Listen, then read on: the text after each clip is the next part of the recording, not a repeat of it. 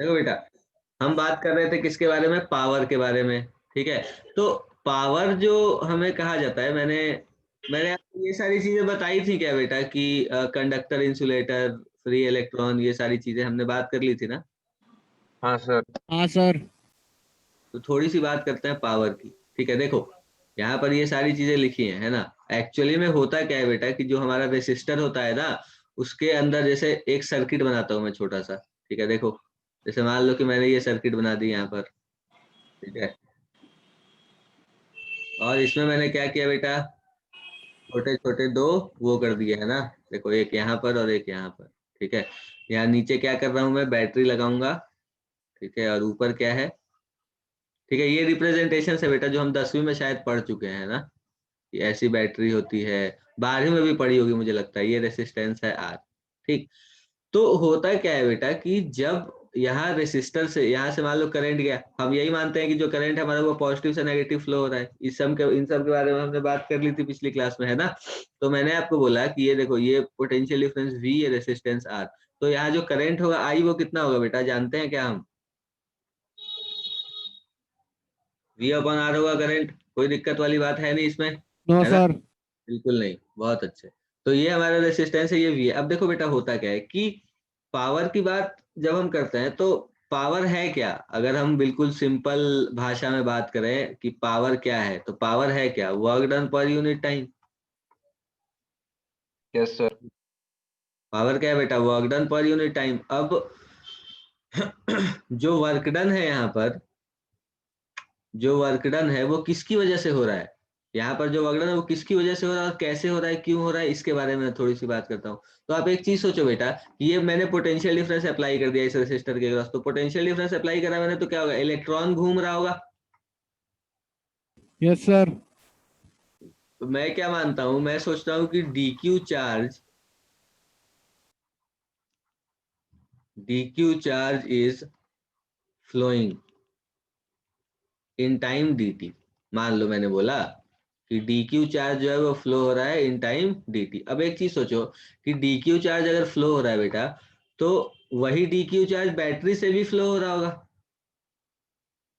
वही DQ charge resistance, मतलब वही डीक्यू चार्ज यहाँ चक्कर लगा रहा होगा ना बेटा। अगर dt टाइम की बात करता हूँ मैं, तो इस dt टाइम में डीक्यू चार्ज पास हो रहा होगा, बैटरी से भी, यहाँ से भी, वहां से भी। तो एक चीज सोचो, कि अगर मैं वर्क डन की बात कर रहा हूँ, वर्क डन की अगर मैं बात कर रहा हूँ, तो वर्क डन क्या होगा बेटा, वर्क डन बाई बैटरी की अगर मैं बात करूँ, तो अब हमने बात करी थी ना, कि वर्क डन क्या होता है बेटा, V D Q. VD. V D Q, V क्या है, पोटेंशियल।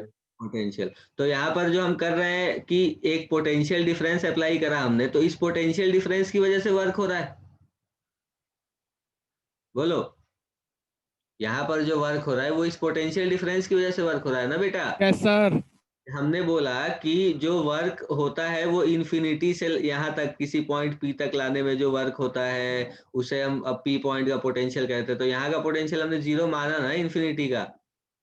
हाँ सर। तो वर्क डन तो मैं सीधा सीधा लिख सकता हूँ, चार्ज इंटू, अगर एक पॉइंट से दूसरे पॉइंट तक अगर मैं बॉडी को लेकर जा रहा हूँ, P से लेकर के Q तक मान लो, तो P से लेकर Q तक बॉडी को लेके जाने में मुझे जो वर्क करना पड़ा वो क्या होगा बेटा, we Q minus VP into D Q. यही होगा क्या, अगर डी क्यू चार्ज को लेके जा रहा हूं मैं तो। तुम समझे नहीं मेरी बात, मुझे ऐसा लग रहा है, क्या समझ गए बताओ, समझ गए सर। समझ गए क्या। तो वही मैं समझाने की कोशिश कर रहा हूँ, कि बेटा जो वर्क डन होता है ना, वो किसकी वजह से होता है, बैटरी की वजह से। क्योंकि बैटरी जो है वो पोटेंशियल डिफरेंस अप्लाई कर रही है, और इसके वजह से वर्क डन हो रहा है चार्ज के ऊपर। तो वो जो वर्क डन होता है वो जाता कहाँ है, जैसे अगर हम वर्क डन और एनर्जी की बात करते हैं बेटा, तो वर्क डन जो होता है वो जाता कहाँ है बताओ। मतलब बैटरी जो वर्क कर रही है चार्ज को घुमाने में चारों तरफ, वो वर्क जा कहाँ रहा है, क्या हो रहा है उस वर्क का। तो हम ये कहते हैं बेटा, सुनना मेरी बात ध्यान से, हम ये कहते हैं कि जो वर्क बैटरी करती है ना, तो बैटरी चार्ज के ऊपर वर्क कर रही है, चार्ज जो है वो क्या हो रहा है, अपना रेसिस्टर के क्रॉस फ्लो हो रहा है, मतलब जो कंडक्टर है हमारा उसके थ्रू मूव हो रहा है चार्ज। तो वो जो चार्ज है वो, अब बीच में बहुत सारे कोलिजन भी होते हैं बेटा। तो जो बैटरी जितना वर्क करती है ना, वो पूरा वर्क जो है, हम ये कहते हैं कि पूरा वर्क क्या होता है, heat in the form of heat dissipate हो जाता है। समझ रहे हो मेरी बात, क्या बोला मैंने? कि अगर जब भी हम डायरेक्ट करंट की बात करते हैं ना, तो डायरेक्ट करंट में जो भी वर्क होता है वो वर्क कहाँ चला जाता है बेटा? वो वर्क डिसिपेट हो जाता है, डिसिपेट हो जाता है। डिसिपेट हो जाता है in the form of heat. ठीक है, हीट के फॉर्म में क्या होता है बेटा? डिसिपेट हो जाता है। तो ये चीज अपने को ध्यान में रखनी है कि जो भी बैटरी यहाँ पर जो वर्क चार्ज जो घूम रहा है, तो चार्ज घूम रहा है तो वर्क हो रहा है, और वर्क जो हो रहा है वो किसकी वजह से हो रहा है? बैटरी की वजह से। और वो जो वर्क हो रहा है वो वर्क जा कहाँ रहा है? तो in the form of heat क्या हो रहा है बेटा? डिसिपेट हो रहा है सराउंडिंग में। ठीक है, सराउंडिंग में चला, जैसे एक वायर होती है, उसमें से बहुत देर तक करंट पास हो रहा होता है, तो आपने देखा होगा कि गर्म हो जाता है वायर थोड़ा सा। थोड़ा जैसे अभी भी कहीं पर भी, वैसे ऐसे नेकेड वायर तो नहीं, लेकिन जो इंसुलेटेड वायर होते हैं बेटा, जैसे प्रेस वगैरह हो गया, तो प्रेस में तो इंसुलेशन बहुत तगड़ा होता है, लेकिन ऐसे कोई जो नॉर्मल इंसुलेशन का वायर होगा उसमें से आप देखना कि बहुत देर तक करंट पास होगा, उसके बाद फिर उसे टच करके देखना तो वो गर्म हो जाता है बहुत। ठीक है, और यही यही वाली जो चीज है ना, ये हीटिंग इफेक्ट इसे कहते हैं, हीटिंग इफेक्ट ऑफ करंट। ठीक है, कि जो एनर्जी, हाँ हीटिंग रॉड भी कह सकते हो तुम, जिससे करंट पास हो जाएगा तो वो गर्म हो जाता है थोड़ी देर में। तो यही चीज है कि पावर का मतलब होता है work done per unit time. तो ये तो अभी मैं कैलकुलेट करूंगा। पावर का मेन सिग्निफिकेंस ये है बेटा कि बैटरी जो वर्क करती है ना पर यूनिट टाइम, वो है पावर। ठीक है, तो बैटरी जो वर्क करती है वो कितना होगा, सोच के देखो। वर्क डन की बात अगर कर रहा हूं मैं, तो वर्क डन कितना होगा बेटा? V D Q. बोलो, क्योंकि वी पोटेंशियल डिफरेंस है ना। बोलो। हाँ सर। और पावर क्या होगा बेटा? Work done per unit time. तो ये क्या हो जाएगा, मैं कह सकता हूँ V D Q upon D T. Yes sir. V D Q upon D T क्या बन जाएगा, बताना मुझे। We VI। इंटू, ये हमारा हो गया पावर।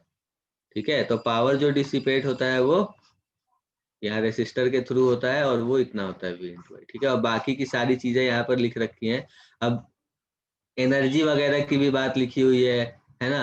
तो एनर्जी की बात ऐसे लिखा हुआ है कि V इंटू आई हमने लिख दिया, क्या चीज? पावर। तो अगर मतलब कितनी एनर्जी डिसिपेट हो रही है, वो एनर्जी क्या हो जाएगी बेटा, बताना। P into D T. तो मतलब V इंटू आई इंटू डी टी हो जाएगा, क्या बताओ?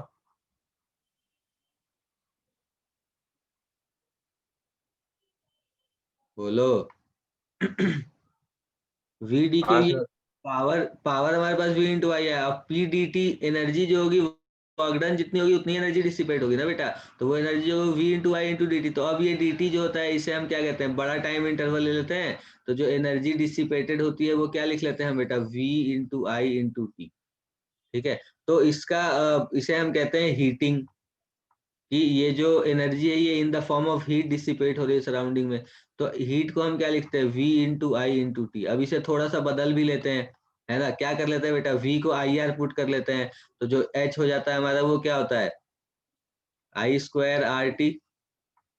क्योंकि V को आई आर पुट किया हमने, एक आई पहले से है, तो आई स्क्वायर बन गया, आर भी है और टी भी है, तो आई स्क्वायर आर टी। एक तो ये, और दूसरा क्या बन जाता है बेटा? जब आई को V बाई आर पुट करोगे तो क्या बनेगा तुम्हारा? V square by R into T. समझ रहे हो मेरी बात? तो ये दो फॉर्मूले हमारे पास बन गए किसके? हीटिंग, मतलब जो एनर्जी डिसिपेट हो रही है। कहाँ से डिसिपेट हो रही है बेटा एनर्जी? रेसिस्टर से डिसिपेट हो रही है। ठीक है, समझ आ रही है बात अपने को या नहीं आ रही, बताओ। आ गई सर। आ गई ना? तो ये हाँ है जी सर। हमारा हीटिंग इफेक्ट ऑफ करंट। ठीक है, ये सारे नोट्स यहाँ पर दे रखे हैं, आप यहाँ पर सॉल्व कर सकते हो इसे।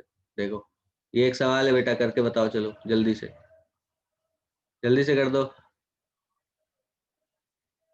कि एक बल्ब है जिसकी रेटिंग, अब देखो बेटा एक और चीज, सवाल आ गया, एक चीज और सीखो, है ना?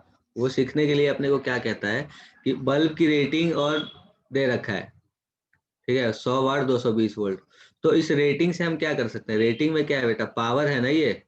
वाट तो पावर की यूनिट होती है, हम जानते हैं, है ना? पोटेंशियल डिफरेंस की यूनिट क्या होती है बेटा?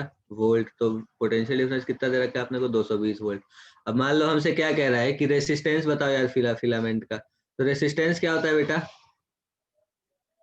जैसे V अगर मैं बाय पावर की बात, हाँ, पता है, सबको पता होगा, मुझे पता है, लेकिन जिन्हें नहीं पता है उनके लिए मैं एक बात बताता हूँ। जैसे अगर ये पावर इज इक्वल टू लिखा है ना, पावर और मतलब आपको रेसिस्टेंस निकालना है, तो पावर होता क्या है बेटा, V इंटू आई होता है ना।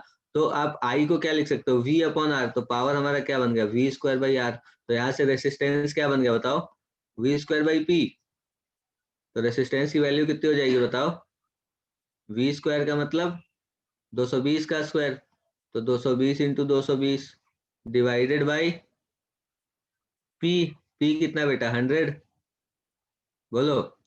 तो एक शून्य यहाँ से कटा, सर। एक शून्य यहाँ से कटा। 484 आ गया क्या बेटा, 22 का स्क्वायर 484 होता है, पता है क्या आपने को। हाँ सर। तो 484 ओम आ गया रेसिस्टेंस, बिल्कुल सही बेटा, बहुत अच्छे। अब current through the filament, current बताना है। तो करंट क्या होगा बेटा, I इज इक्वल टू, वैसे V into I is equal to P होता है ना, तो I की वैल्यू क्या लिखोगे, P बाई वी। पावर कितना है 100, V कितना है 220। तो एक शून्य कट गया, इसे भी निपटा ही दो, यहाँ 11 लिख दो, यहाँ 5 लिख दो। कितना बन गया बेटा, 5/11 एम्पियर। ये करंट हो गया क्या बताओ। हाँ सर। हाँ, अब हमसे क्या कह रहा है, if bulb operate at 110 volt power supply then find power consumed by the bulb. अच्छा, अब अगर ये है 110 वोल्ट अगर पावर सप्लाई है, तो पावर कंज्यूम्ड पूछ रहा है यार।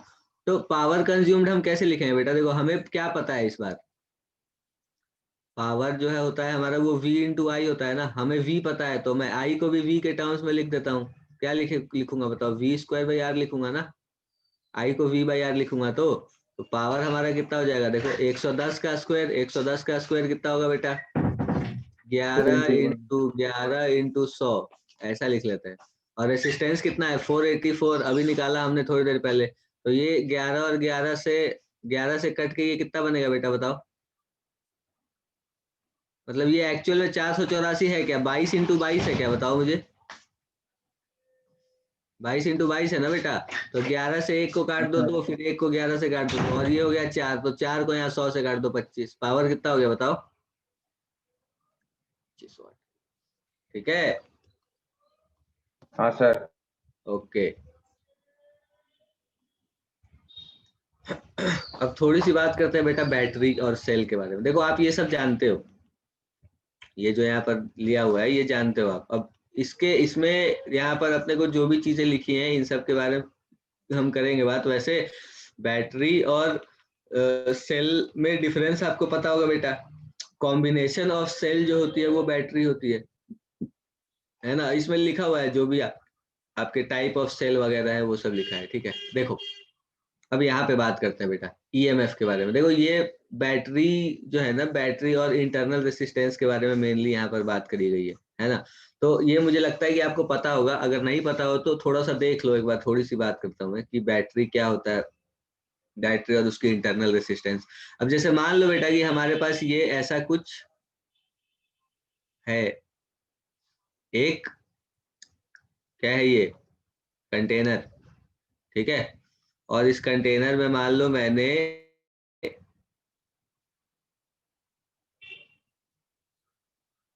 कोई सोल्यूशन रखा हुआ है, ठीक है।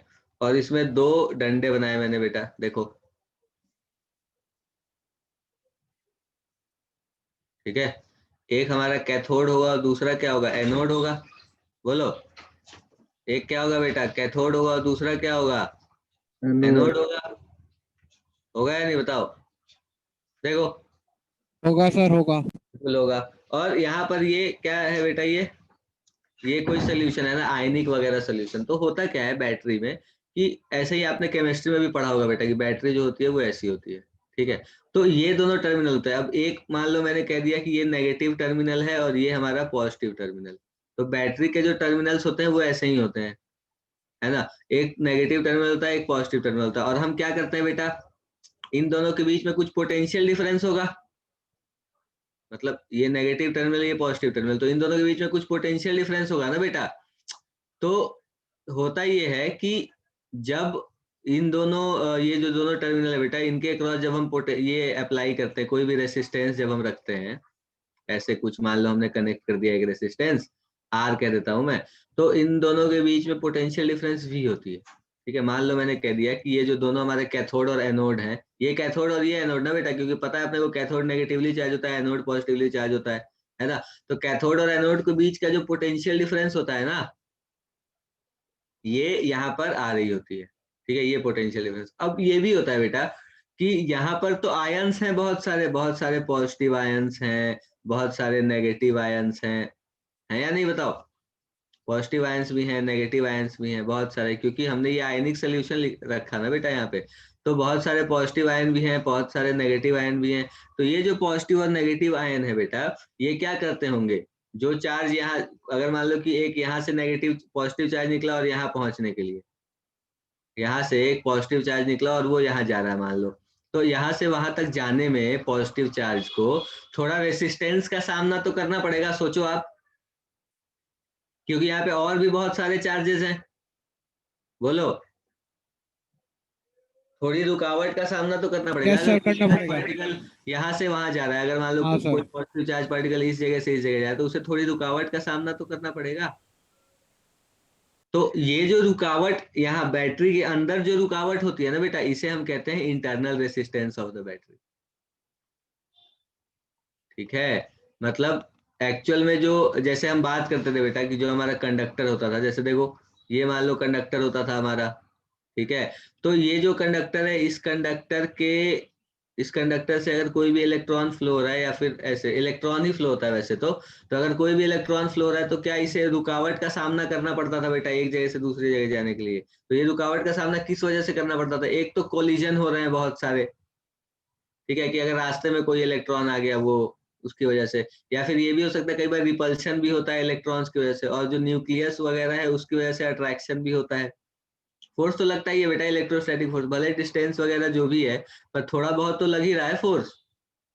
तो वो हम कह देते थे कि वो इस कंडक्टर का रेसिस्टेंस होता था। अब बैटरी का रेसिस्टेंस क्या होता है यार? तो बैटरी के रेसिस्टेंस में जब बैटरी के एक टर्मिनल से दूसरे टर्मिनल जा रहा होता है ना आयन, एक टर्मिनल से दूसरे टर्मिनल जब जा रहा होता है, तो बाहर जो सोल्यूशन है, इस सोल्यूशन में और भी बहुत सारे आयन्स हैं।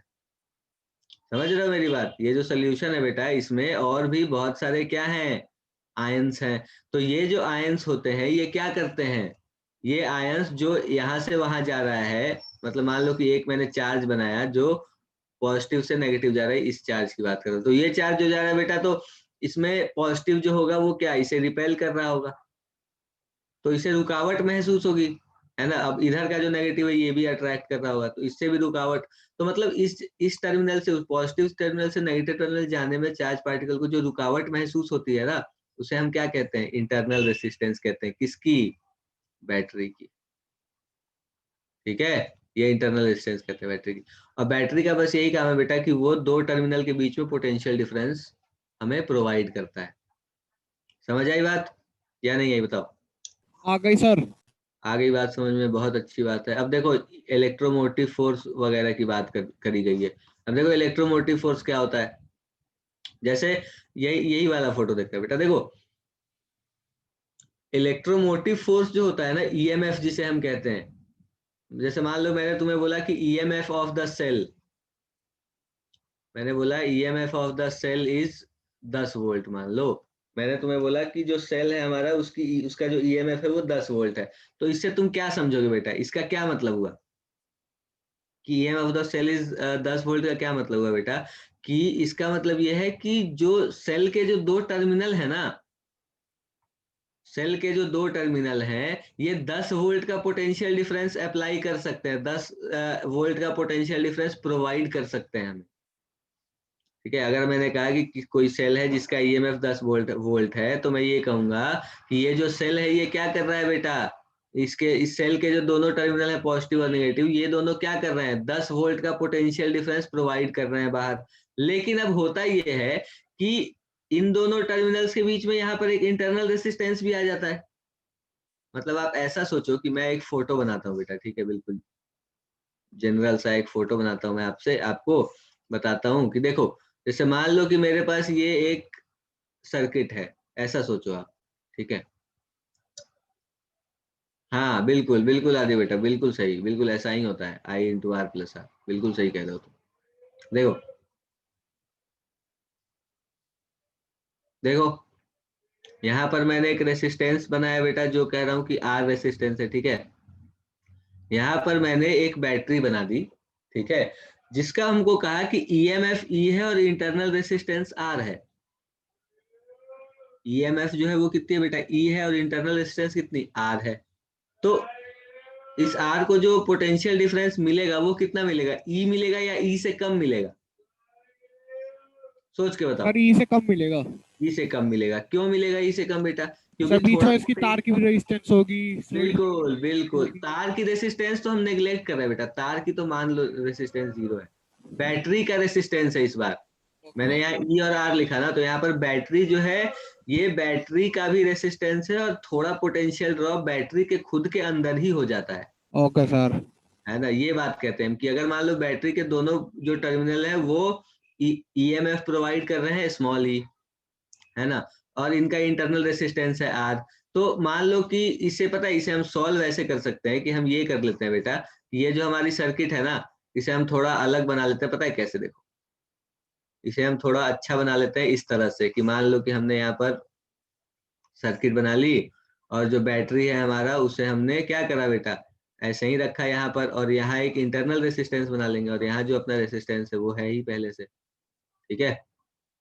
ये हमारा रेसिस्टेंस हो गया आर, ये हमारी बैटरी हो गई, और ये बैटरी का इंटरनल रेसिस्टेंस हो गया, ये स्मॉल आर और ये ई। अब होता क्या है बेटा कि अब जो हमारी बैटरी होगी ना वो ये होगी, समझ रहे हो मेरी बात।